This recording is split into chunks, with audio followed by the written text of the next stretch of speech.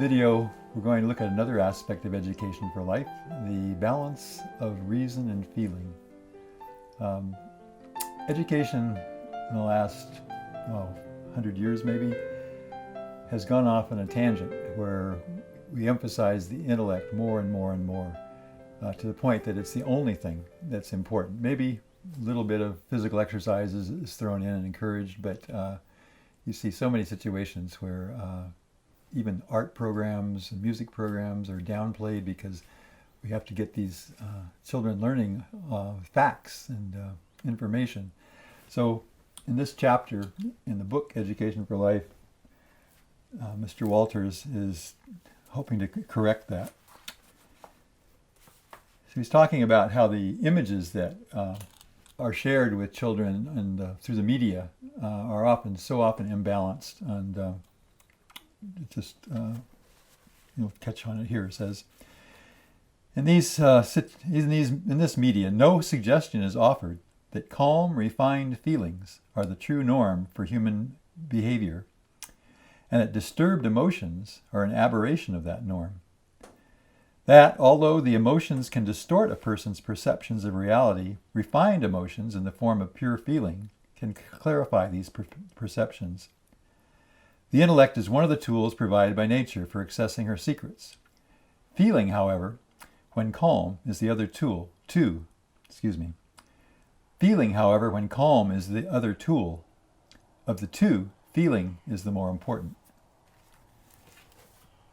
So this opens up a whole other doorway to what is the purpose of education. So the intellect is important. It's crucial. You have to have an intellect to be able to discriminate, to discern things. But by itself, it leaves you kind of out there not knowing exactly which way to go, because it's, I remember when I was in college, we'd read different philosophers. I was trying to find truth in philosophy at that point. So we'd read Sartre. And after I read Sartre, that sounds pretty interesting, pretty good. He sounds pretty like he's got the things right. And then next chapter we'd read about Kant or somebody like that, or Kierkegaard. And I think, oh, he sounds pretty good too. And then you just all of a sudden you have all these options and you don't really know which one on that basis to go. But what he's making this point is what really helps us is this calm inner feeling, with this sense of, it's called intuition many times, but just a sense you kind of know what the right thing to do is. You know what you're supposed to be doing, and it might be hard to define it intellectually, but you're more coming from your heart, and you can guide you in the right direction. So this comes up in with children, and of course people think, well, that's a pretty advanced skill. But what I found is it's not advanced at all. The kids tune into this really, really early. So a couple of these stories I wanted to share. So I was working in a kindergarten at one point. So this little girl was probably 5 or 6 years old.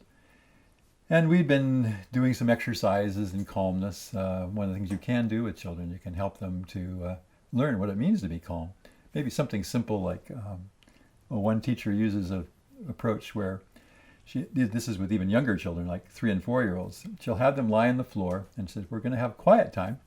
But of course she needs to make it tangible. So she takes a little rocks, these little shiny rocks, and she'll say, okay, I'm going to put the rock somewhere on your body, and we're going to see if you're calm enough to keep it from falling off.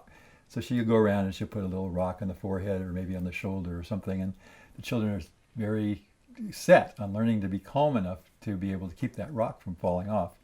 Well, this little girl had different experiences like that, and she just went out and she was sitting there on the bench. I happened to be watching, and she was just kind of looking out at the trees and enjoying the scene. And this little boy, came running up to her, and with all this excitement, he says, "Come on! We have a great game over here. We want to have you come and play with us." And he was just, talking really fast. And she looked at him and just said, "I think I'd rather stay calm." And so she just, in that moment, she made a choice that that she could choose the style she wanted to live her life, and that this calmness was more valuable to her than getting all agitated. And I thought that's pretty good for a 5-year-old to be able to make that kind of a distinction. But I've seen it in many other ways. And actually, we have we had a parents meeting the other night, and I was asking the parents, what was it like to have your child come into an Education for Life school? And one lady says, well, it's changed our whole family because the child comes in, and if I'm upset, she'll say, Mama, maybe you'd like to calm down a little bit or something, because the child can sense when the energy is disturbed and knows that it's much, it makes for a much happier occasion if everybody's calm. Well, the most dramatic example I have, this was a family, that they're Italians, and I hope I get the pronunciations right. So the little boy had been to school, and he'd had some training in, if you're feeling upset, one of the tools that they're taught is you can do some deep breathing. You just inhale and then exhale, and it'll help you to calm down. Probably he was a very excitable little boy, so probably his teachers had taught him that specifically. Well, he went home with this thing, and they were having a little family gathering, and Dad was there, and the mother-in-law were there, and apparently they didn't get along too well. So they started to have an argument, and the dad started to get really upset with the grandma. And all of a sudden, the little boy, he climbs up on his father's lap, and he says, "Respira, Papa, respira," which means breathe, Papa, breathe. And it was like he was pleading with his dad just to go through it.